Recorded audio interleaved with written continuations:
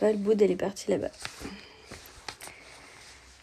Allez, c'est parti pour un peu de lecture avant d'aller au dodo. Les Indestructibles. Alors pareil, je le découvre avec vous.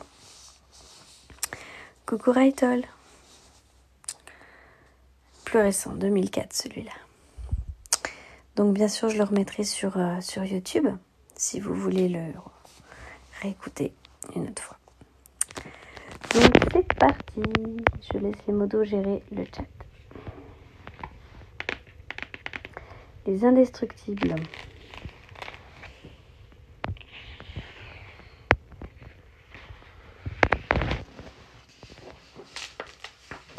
On voit qu'il est neuf. Hop.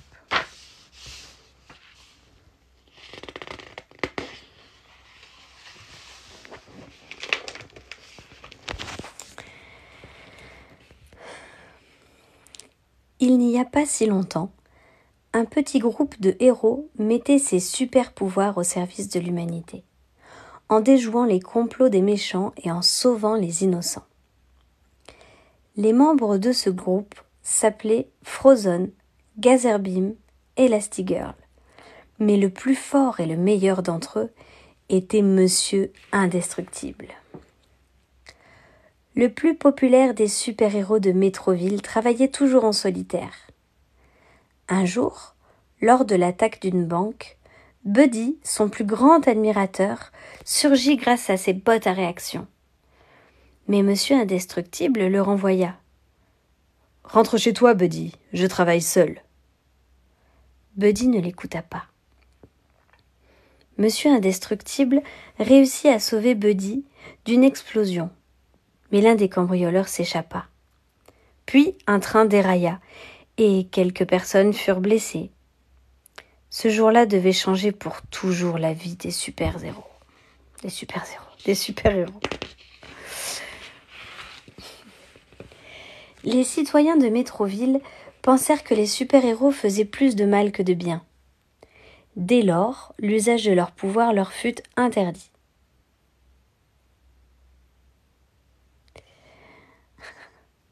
C'est ainsi que Monsieur Indestructible et sa toute jeune épouse Elastigirl devinrent Bob et Hélène Parr.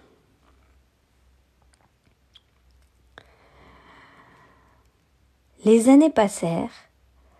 Les Parr ont maintenant 3 enfants et mènent une vie ordinaire. Mais leurs 2 aînés, Violette et Flèche, se sont découverts des super-pouvoirs. Seul Jack le bébé semble normal.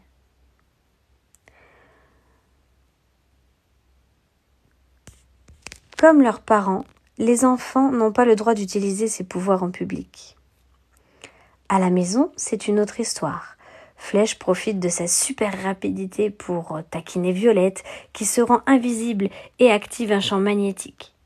Quant aux parents, ils utilisent leur pouvoir pour calmer les enfants. Pas facile de mener une vie de famille, surtout pour Bob.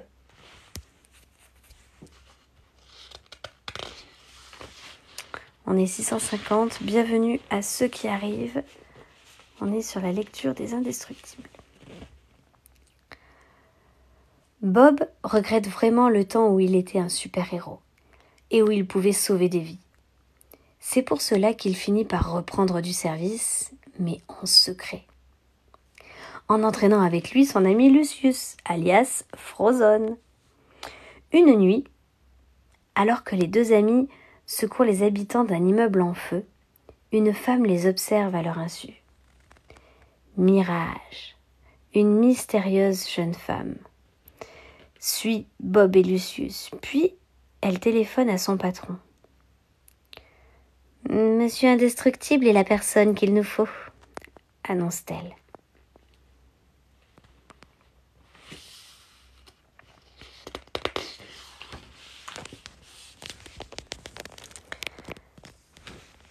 Le lendemain, après des échanges tendus avec son patron, Bob perd son travail.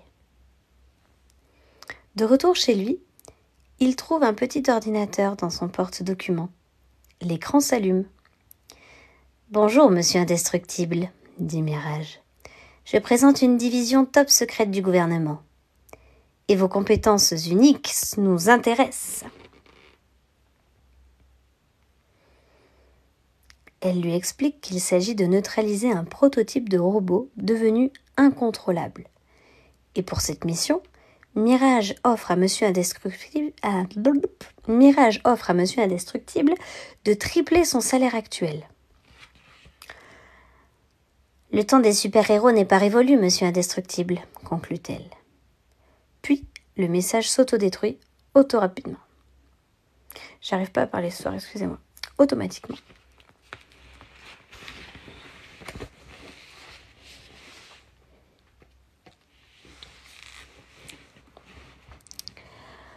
Bob accepte aussitôt la mission secrète.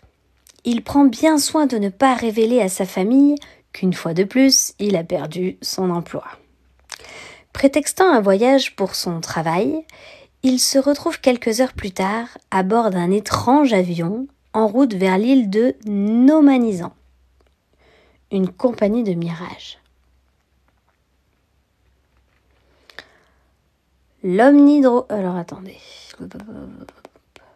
L'Omnidroïde est un robot de combat top secret. Nous avons perdu le contrôle du prototype 9000 qui se promène dans la jungle et menace nos installations. Elle prévient Monsieur Indestructible que le robot, grâce à son intelligence artificielle, peut deviner la stratégie de défense de son adversaire. Et comme c'est une machine très coûteuse, il faut la neutraliser sans la détruire. Agir vite et sans casse. D'accord, agir vite et sans casse, résume Monsieur Indestructible.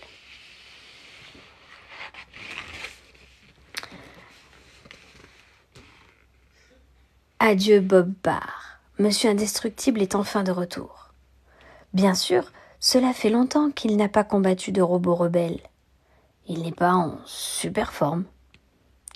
Waouh, bam, bim, paf, boum.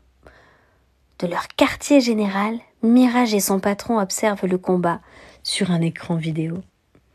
Monsieur Indestructible réussit à vaincre le robot et à couper ses circuits, sans l'abîmer.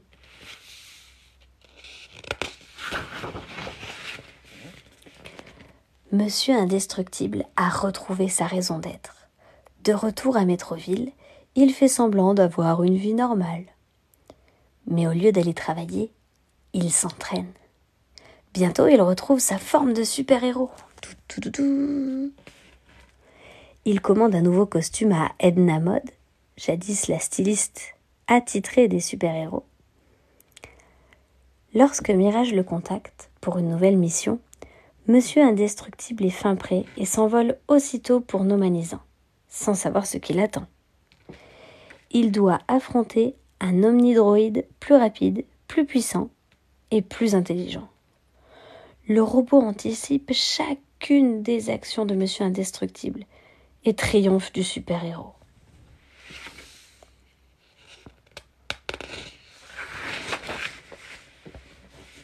Soudain, Monsieur Indestructible entend un rire frénétique. Un homme à la coiffure diabolique atterrit sous le nez du super-héros vaincu, en criant « Au point! Il est enfin au point !»« Buddy ?» s'étonne Monsieur Indestructible. « Je ne m'appelle pas Buddy !» hurle Buddy, qui a passé toutes ces années à ressasser son humiliation. « Tout ce que je voulais à la banque, c'était vous aider. Mais j'ai appris une chose importante. On ne doit compter que sur soi-même. Maintenant, je détiens une arme que je suis le seul à contrôler, ajoute-t-il avec un rire mauvais. Je suis Syndrome.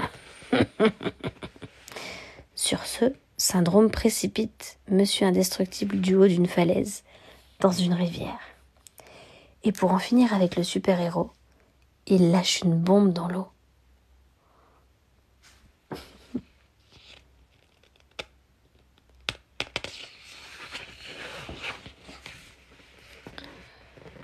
Monsieur Indestructible réussit à se mettre à l'abri dans une grotte sous-marine, où il découvre le squelette de Gazerbeam, son ami malchanceux. Avant de mourir, Gazerbeam est parvenu à graver avec ses lunettes laser le mot « Chronos » sur la paroi de la grotte.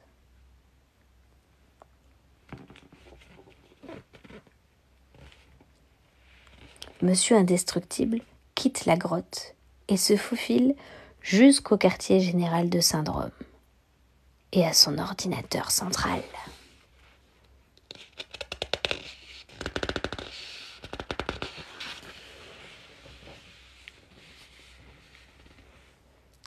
Monsieur Indestructible tape Chronos sur le clavier.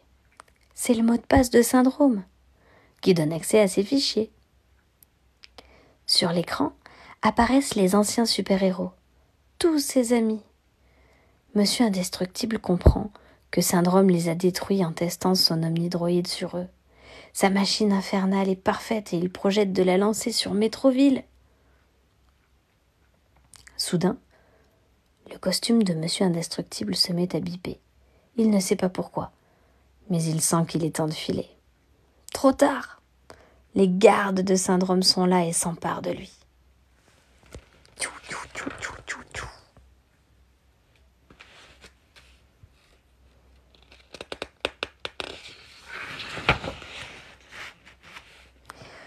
Pour localiser Monsieur Indestructible, un émetteur a été cousu dans son costume par Edna. C'est Hélène qui l'a activé par hasard. Alors qu'elle se trouvait chez la styliste pour récupérer les costumes confectionnés pour la famille Parr, Hélène décide de partir à la recherche de Bob, en laissant les garçons à la garde de Violette. Tchou, tchou, tchou, tchou, tchou, tchou.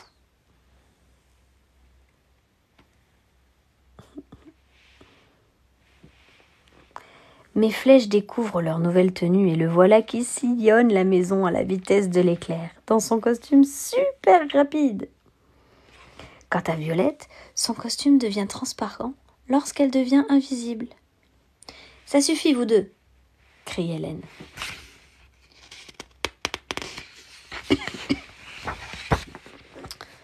Finalement, Elastigirl réussit à quitter la maison et à prendre un avion.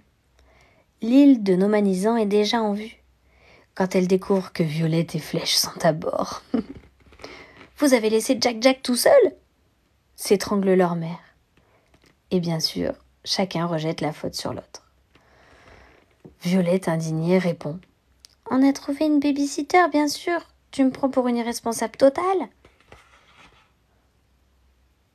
Aussitôt, Elastigirl téléphone à la babysitter, mais l'appel est coupé. Leur avion est attaqué.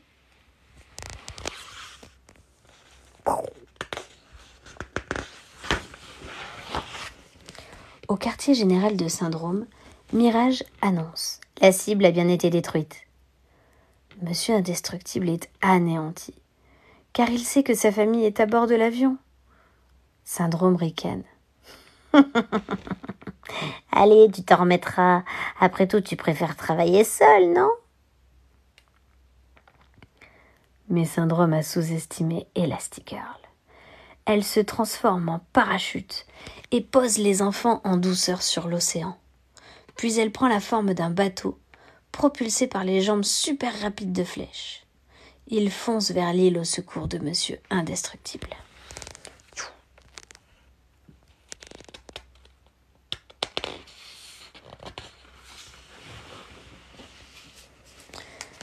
Une fois sur l'île, Elastigirl laisse Violette et Flèche à l'abri dans une grotte.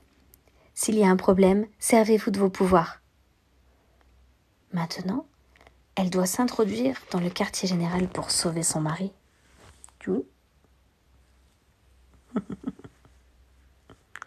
Peu après, une gigantesque boule de feu chasse Violette et Flèche hors de la grotte, qui en fait est un lieu de lancement de fusées. Puis les enfants voient dans le ciel étoilé l'omnidroïde filer vers Metroville. Le lendemain matin, Flèche actionne par erreur le système d'alarme. Avant même d'avoir eu le temps de dire « Ouf !», les enfants sont cernés par des gardes. «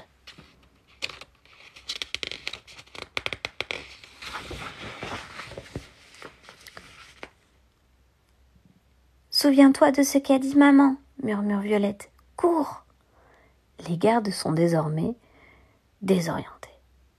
Flèche leur donne le tournis et Violette se rend invisible. Au quartier général, Elastigirl retrouve Monsieur Indestructible, en compagnie de Mirage, à qui elle envoie un coup de poing, avant que son mari n'ait le temps de lui expliquer que la jeune femme est maintenant de leur côté. Mirage apprend aux Indestructibles que les gardes vont à la poursuite de Flèche et de Violette. Il n'y a plus une seconde à perdre.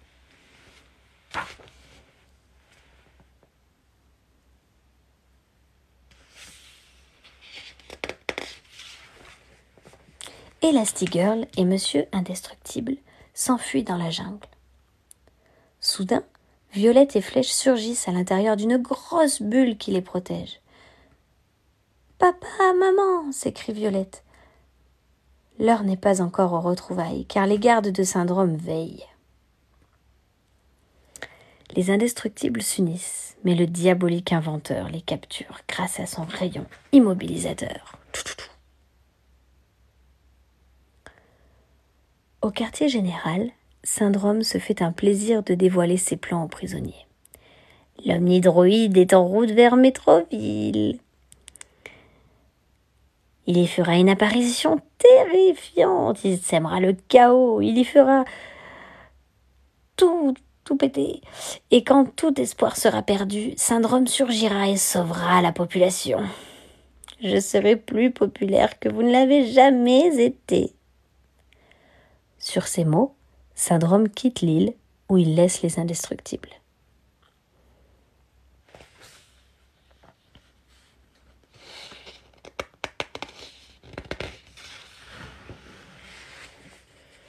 Effectivement, l'omnidroïde sème la terreur à Métroville. Personne ne semble pouvoir arrêter le robot géant. Tout semble perdu. Lorsque Syndrome arrive et crie « Arrête !» tout en actionnant en douce sa télécommande. Les bras du robot retombent. Un cri de joie monte de la foule qui scande le nom de Syndrome. Il a réussi. Il est devenu un héros. Mais Syndrome commet une grosse erreur. L'omnidroïde comprend que c'est la télécommande qui le contrôle. Et il la désintègre. Tandis qu'elle est dans la main de Syndrome. L'inventeur est KO. Cette fois, le robot a vraiment échappé à tout contrôle. Sur l'île, Violette a réussi à libérer sa famille. Heureusement. Parce que Syndrome est dans une situation compliquée.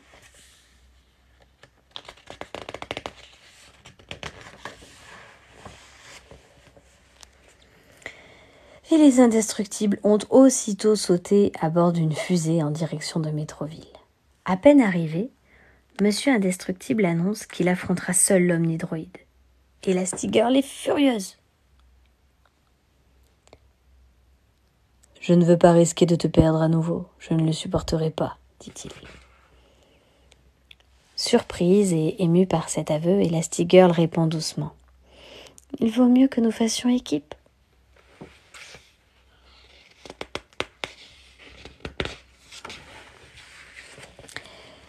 Les Indestructibles unissent leurs super-pouvoirs avec l'aide de Frozone.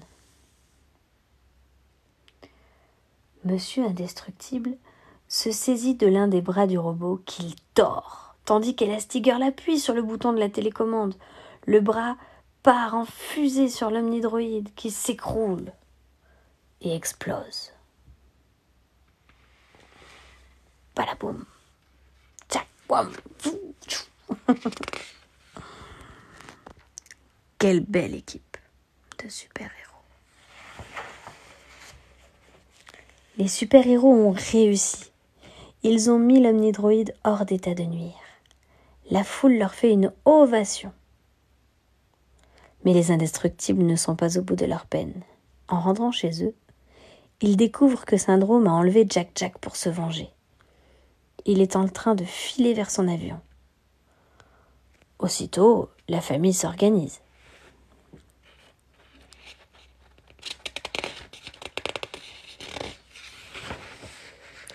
Surprise! Jack-Jack a lui aussi des pouvoirs. Il se transforme en monstre. Terrifié, Syndrome jette le bébé hors de l'avion. Monsieur Indestructible lance Elastigirl dans le ciel. Elle parvient à attraper Jack Jack au vol, puis son corps s'aplatit pour former un parachute. La mère et l'enfant atterrissent en douceur. Syndrome a moins de chance. Sa cape se prend dans la turbine du moteur et provoque une explosion.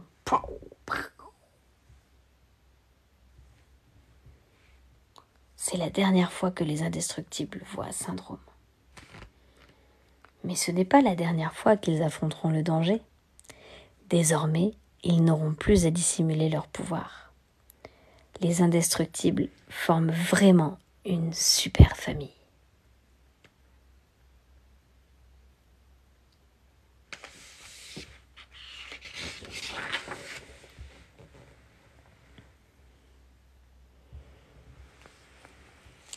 Et voilà.